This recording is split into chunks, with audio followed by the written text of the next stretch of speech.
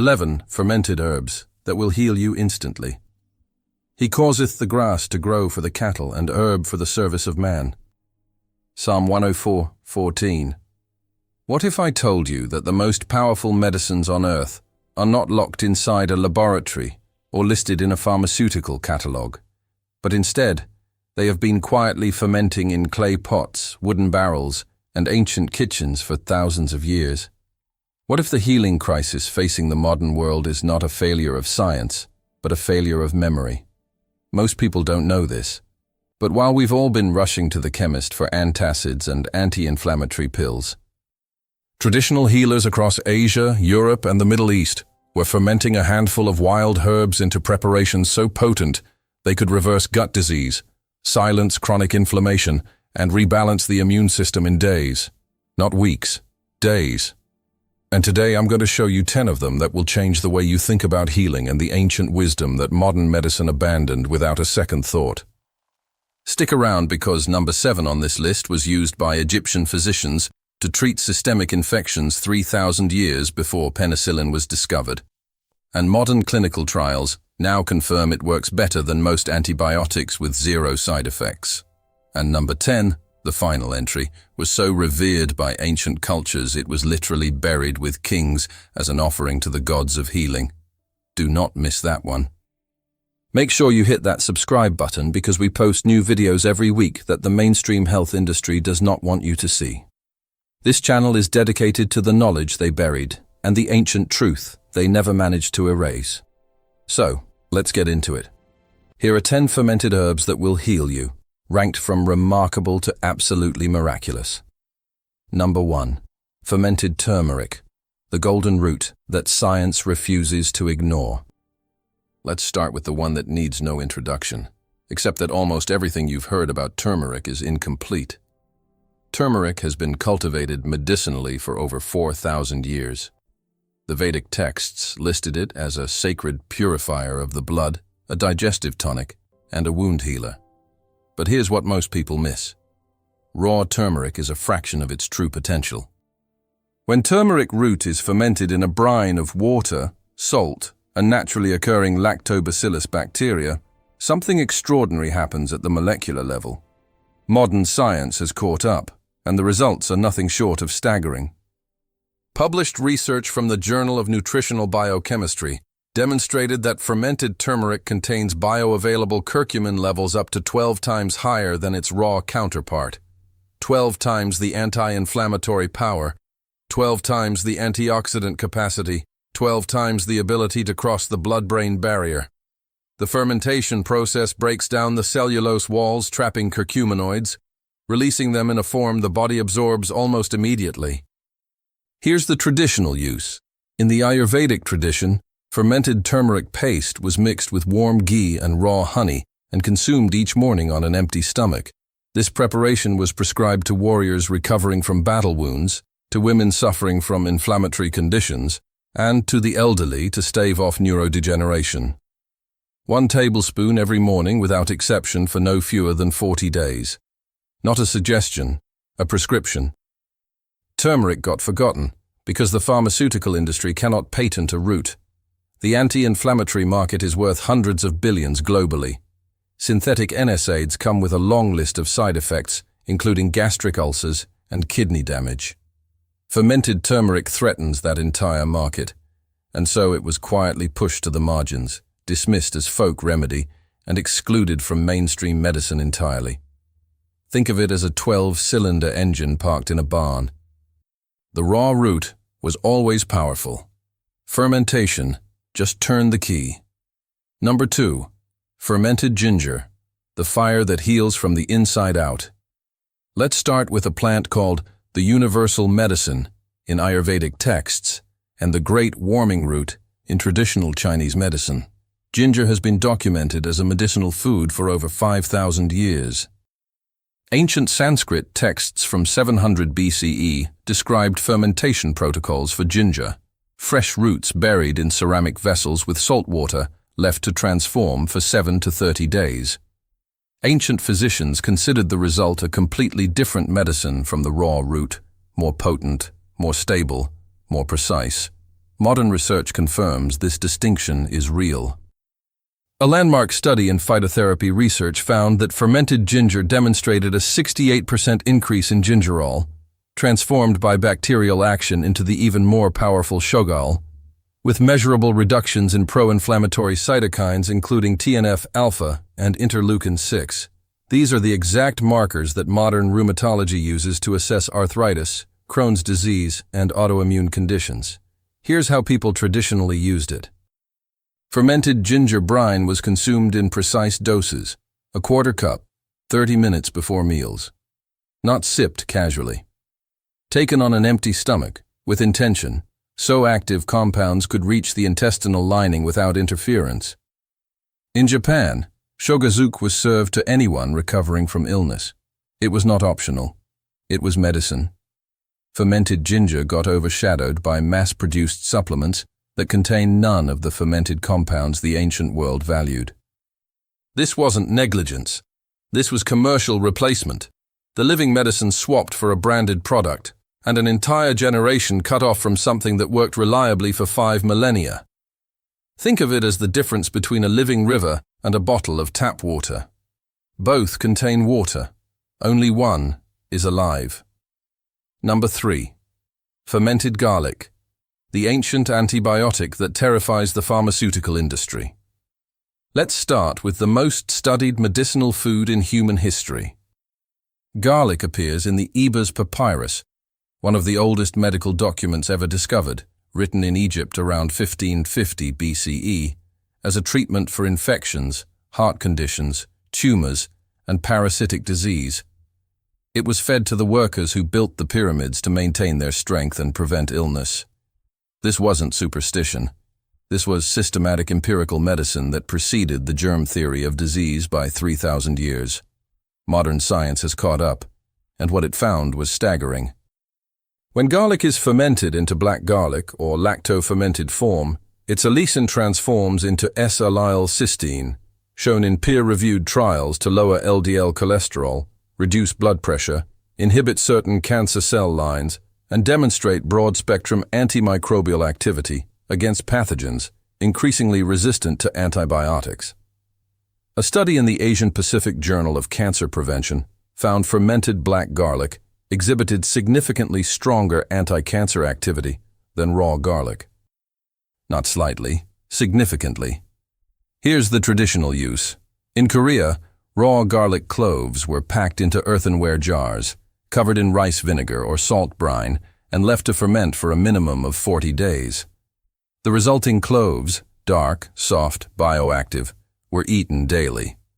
1 to 3 cloves every single day, not as a garnish, as a non-negotiable daily medicine. Garlic got overshadowed by synthetic antibiotics the moment penicillin arrived. This wasn't replacement. It was a hostile takeover by an industry that needed you to believe only a patentable compound could save you. Antibiotic resistance is now a global emergency, and researchers are returning to fermented garlic as one of the most promising natural antimicrobial agents on the planet. Think of it as the physician your great-grandmother trusted before doctors started charging by the minute. And God said, "Behold, I have given you every herb-bearing seed, which is upon the face of all the earth." Genesis 1:29, number 4. Fermented oregano, the Mediterranean secret that destroys pathogens. Let's start with an herb so powerful that ancient Greek physicians used it to treat bacterial and fungal infections of the skin, the lungs, and the digestive tract. Oregano, from the Greek joy of the mountain, was medicinally prepared across the Mediterranean for over 3,000 years. The preparation delivering the most dramatic results was not dried oregano sprinkled on a salad. It was oregano lacto-fermented in brine, concentrating its volatile oils in a way that drying or cooking could never achieve. Modern science has caught up. Carvacrol and thymol, oregano's 2 primary active compounds, exhibit potent antimicrobial activity against Staphylococcus aureus, E. coli, Candida albicans, and certain Salmonella strains. Fermentation amplifies both. A study in the Journal of Applied Microbiology found that carvacrol disrupted bacterial cell membranes through a mechanism entirely distinct from antibiotics. meaning there is virtually no pathway for pathogen resistance to develop. Here's how people traditionally used it. Fermented oregano brine was taken by the teaspoon. 1 teaspoon 3 times daily during active infection, once daily as prevention. No guesswork, no variation. The physicians of ancient Greece and Rome understood that dosage was the difference between medicine and mere flavoring. Fermented oregano got forgotten because modern medicine needed to own the cure. You cannot trademark a mountain herb. You cannot charge $100 for something growing wild across the Mediterranean. And so it was classified as a kitchen spice and stripped of its identity as a serious therapeutic agent. Think of it as a decorated soldier discharged from duty and forced to work in a restaurant when he should have been on the front line. Number 5.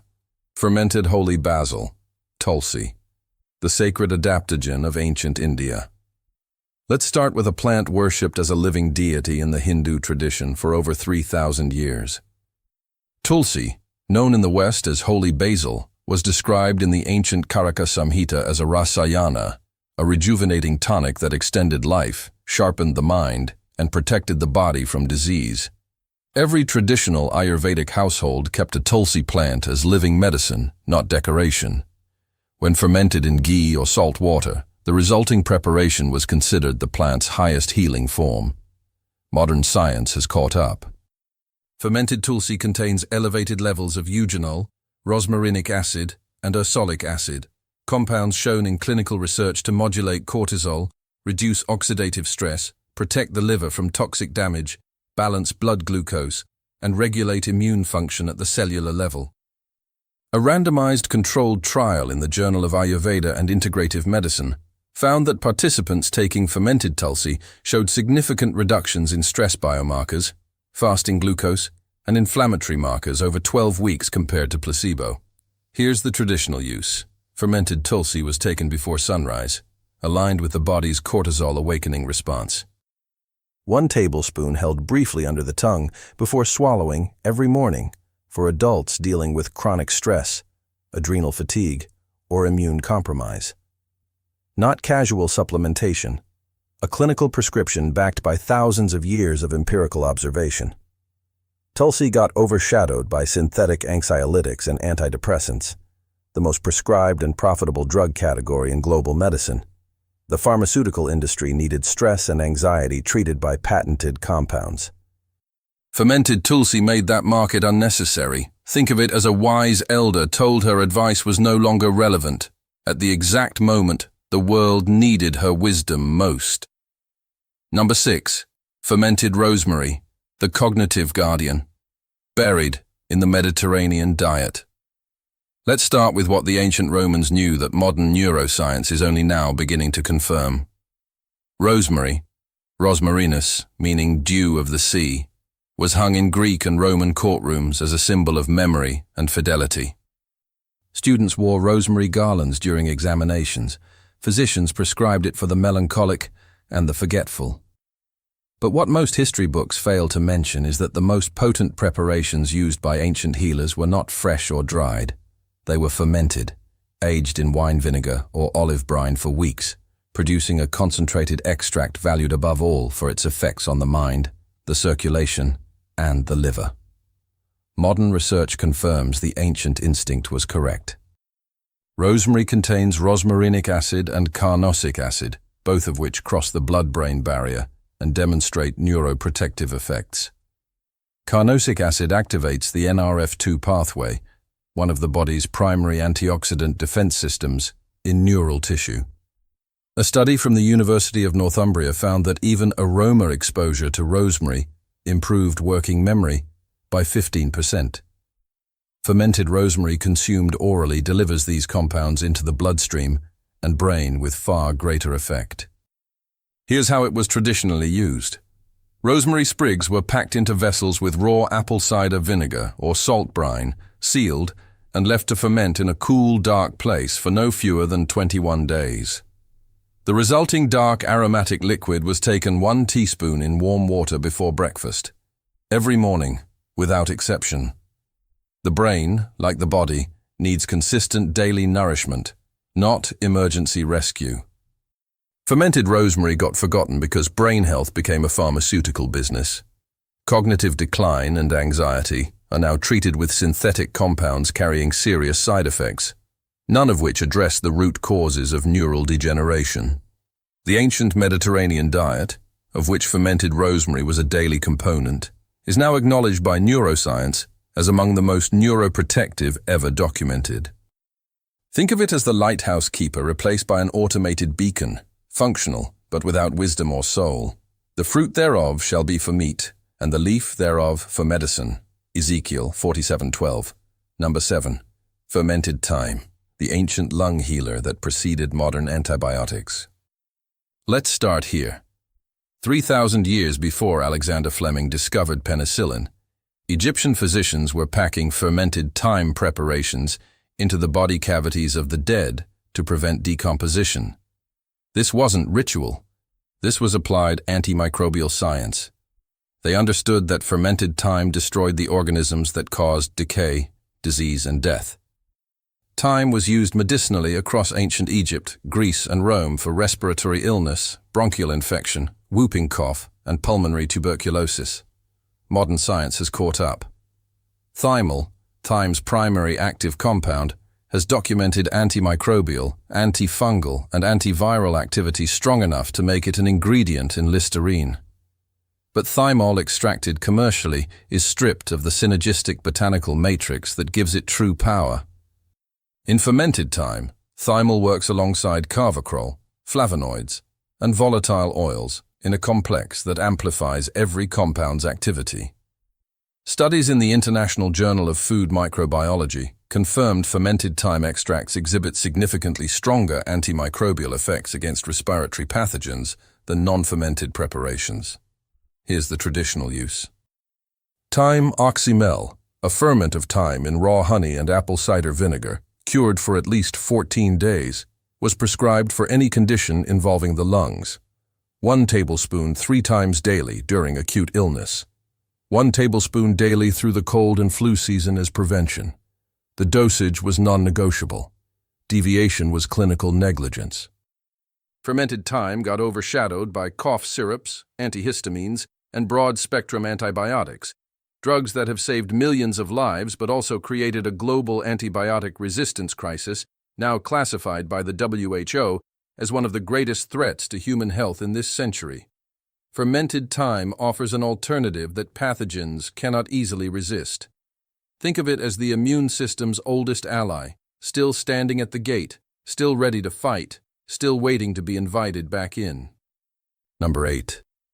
Fermented chamomile, the sleep physician of the ancient world. Let's start with what every grandmother in Europe and North Africa already knew. Chamomile is not just a bedtime tea. In fermented form, it becomes something else entirely. A therapeutic preparation that ancient healers used to treat anxiety, digestive disorders, menstrual pain, inflammatory bowel disease, and insomnia so severe it bordered on psychiatric crisis. Chamomile appears in the Ebers Papyrus as sacred to the sun god Ra. In ancient Rome, fermented chamomile in wine was standard medical practice. In traditional Egyptian medicine, chamomile fermented in olive brine served as both topical and internal medicine. Modern science has caught up. Chamomile contains apigenin, a flavonoid binding to GABA receptors in the brain, the same receptors targeted by Valium and Xanax. Unlike pharmaceutical sedatives, apigenin causes no dependency, does not suppress REM sleep, and does not impair cognition. Fermentation increases its bioavailability significantly. A randomized trial in phytomedicine found chamomile extract produced significant improvements in generalized anxiety disorder with a safety profile far superior to pharmaceutical sedatives. Here's how people traditionally used it. Chamomile flowers were packed into jars with raw honey and left to ferment at room temperature for a minimum of 3 weeks. The resulting dark, fragrant honey, 1 teaspoon stirred into warm water, was taken every single night before bed without interruption. Not optional supplementation, a nightly ritual of healing as structured as any pharmaceutical protocol. Chamomile got overshadowed by a sleeping pill industry worth tens of billions annually. Sedative drugs solve sleeplessness without addressing its root causes. anxiety, inflammation, hormonal imbalance, and gut dysbiosis, all of which fermented chamomile addresses simultaneously. Think of it as the night watchman your nervous system hired 5,000 years ago, let go during a corporate restructure it never asked for. Number 9. Fermented dandelion, the weed that the pharmaceutical industry calls irrelevant. Let's start with a radical idea. The most medicinally powerful plant growing freely in your backyard has been classified as a weed because acknowledging its therapeutic value would be commercially catastrophic. Dandelion has been used medicinally in traditional Chinese medicine for over 1,000 years, in Native American herbal traditions for centuries, and in European folk medicine since the 11th century. In fermented form, it treated liver disease, kidney inflammation, digestive failure, and chronic inflammatory conditions that modern medicine now manages with lifelong pharmaceutical regimens. Modern science has caught up.